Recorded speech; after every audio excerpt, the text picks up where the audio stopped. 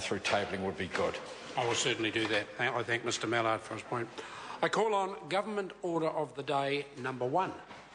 Government Notice of Motion number 2 relating to the Pacific Parliamentary Forum. Honourable Hikia Parata.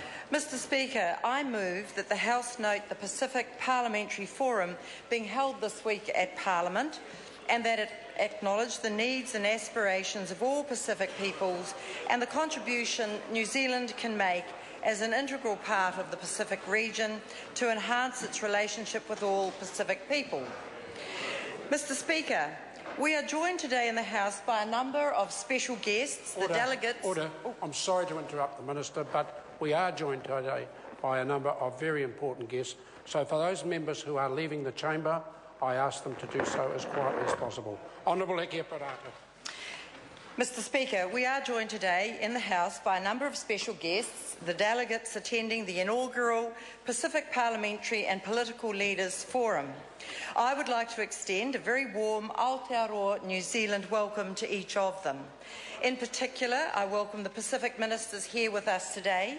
With your busy schedules and various domestic pressures, it's a great honour for New Zealand to host you as your cousins in the Pacific. I also acknowledge the other members of the delegation. You represent the leaders and decision makers of tomorrow. It is a privilege to have you here, and I look forward, together with all members of our Parliament, to meeting many of you over the coming days. I would like to acknowledge the Foreign Affairs, Defence and Trade Committee that in 2010 unanimously recommended to the House this interaction between our Pacific parliaments. I would like to congratulate my colleague John Hayes MP as chair of the committee for the work he has led to bring the original recommendation to fruition, and to all those who have helped ngā mihi nui. Mr Speaker, I would also like to take this opportunity to acknowledge my colleagues across the House who are of Pacific descent and whose presence here adds richness not only to their respective parties and communities, but to our Parliament as a whole. Mr Speaker, the Pacific is a key priority for the national-led government, as it has been for successive New Zealand governments over many decades. We are a Pacific nation. First and foremost, we are united by the great ocean, Te Moana Nui Ākiwa, joins us, and that is central to our understanding of our history, culture and worldview. Culturally, New Zealand owes much to other Pacific nations. Around 7% of New Zealanders are of Pacifica origin. At the time of the 2006 census, New Zealand's population included some 58,000 Cook Islanders, 22,500 Niueans, 6,900 Tokelauans, 131,000 Samoans, 50,000 Tongans, 9,900 Fijians and 8,900 other Pacific peoples. In the case of the Cook Islands, Niue and Tokelau, with whom we share particular constitutional relationships, the New Zealand-based populations are significantly higher than those based in their home countries. All of these Pacific peoples add to the social and economic fabric of this great country, and we are richer for their presence. The many ties which link New Zealand across the Pacific make the fate of Pacific Island countries a matter of personal interest to many New Zealanders, not least because of the significant contributions that Pacifica people make, whether Pacific or New Zealand born, to the strength of our economy, the dynamism of our communities and the richness of our culture. Pacific Island nations have gifted us and pushed out boundaries in art, literature, dance, music, film, fashion, experts in health, education, finance, the economy, leaders and politicians at community, local and central government, and of course sport in every arena. New Zealand's universities, hospitals, art galleries, government agencies, schools, businesses and Parliament have much to be thankful for in terms of the contributions made by our Pacific communities, all wrapped and delivered through language, identity and culture, and long may it continue. Mr Speaker, economically, Our exports to Pacific Island countries total nearly $1 billion. The region, considered in its entirety, represents New Zealand's 7th largest export market and 20th largest trading bloc. Trade with the region has grown more than 30% in the last 10 years, and our exports have grown by 50%. New Zealand industry is working hard to provide the goods and services the economies of the Pacific need. At the same time, demand in New Zealand for Pacific goods, and particularly Pacific agricultural products, is on the rise too. Imports in this sector have nearly doubled since 2000 and are expanding to include a greater range of quality products. Moving forward, Pacific engagement and PACER Plus negotiations will strengthen economic relationships and enhance regional capacity for trade. Mr. Speaker, this government has an absolute focus on and commitment to supporting Pacific countries and New Zealand's Pacific communities in achieving their developmental aspirations. Not only are we committed to working with our Pacific partners to achieve success, our results tell us we are making a real and meaningful difference in people's lives.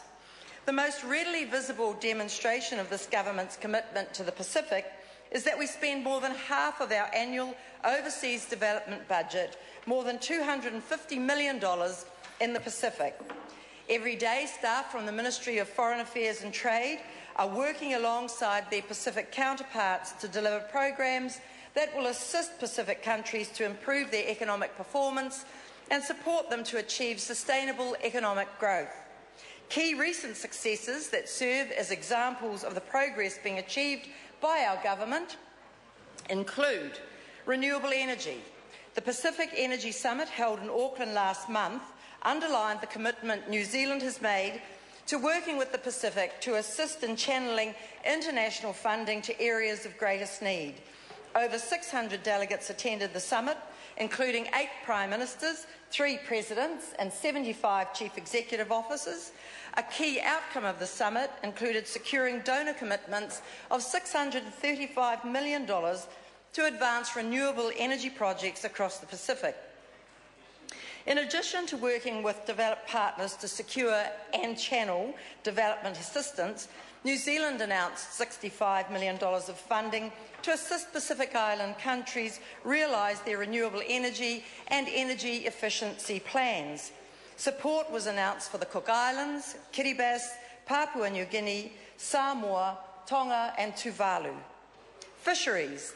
The Pacific tuna stock represents the Pacific region's greatest shared resource. It continues to be a main source of income in the Pacific, contributing $260 million to combined gross domestic product and providing over 13,000 jobs to Pacific Island people.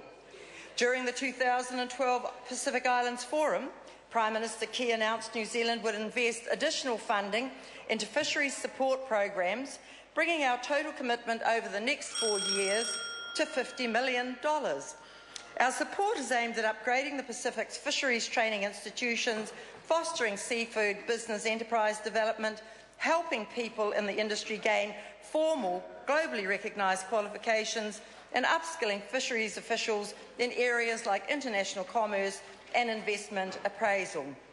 The recognised seasonal employer scheme helps to address seasonal labour and skill shortages in the horticulture and viticulture industries that cannot be filled from the available New Zealand labour pool. For the last 3 years, between 6,000 and 7,000 RSC workers have arrived in New Zealand annually. And because I am running out of time, because there is so much to say, I want to quickly flip to the end of my prepared speech and talk about how important it is that this inaugural parliamentary and political leaders meeting is occurring. I want to touch briefly on the issue of democracy, a key theme of the upcoming Pacific Parliament. One of the values we share with our Pacific neighbours is a commitment to parliamentary democracy. In the Pacific context, different states have devised their own ways to shape and scale the democratic model and style to suit their situation. New Zealand is proud to stand by our Pacific partners and actively support the functioning of democracy in the Pacific. New Zealand is and will remain a committed supporter of the Pacific's democratic traditions, and I have no doubt we will remain ready to support Pacific countries as and when our assistance is requested. Mr. Speaker, finally, it would be unconscionable not to raise the issue of the low representation of Pacific women in their parliaments. Just as ours in New Zealand has been the better for the strong participation by women members of Parliament, so too will the parliaments of the Pacific Island nations. We should all work towards that goal. Mr. Speaker, I would again like to thank our distinguished guests for their attendance at the inaugural Pacific Parliamentary and Political Leaders Forum. We want you to know that we are committed to working with you as our Pacific partners to improve the lives of people throughout the Pacific. We are also committed to working to improve the lives of our Pacific community in New Zealand. The government is mindful of New Zealand's place as a Pacific country. We are honouring that by working to build a brighter Pacific future in which all Pacific people can share. Tēnā koutou katoa. David Shearer. Speaker, te lofa lava malalalei, kia ora ana. Taloha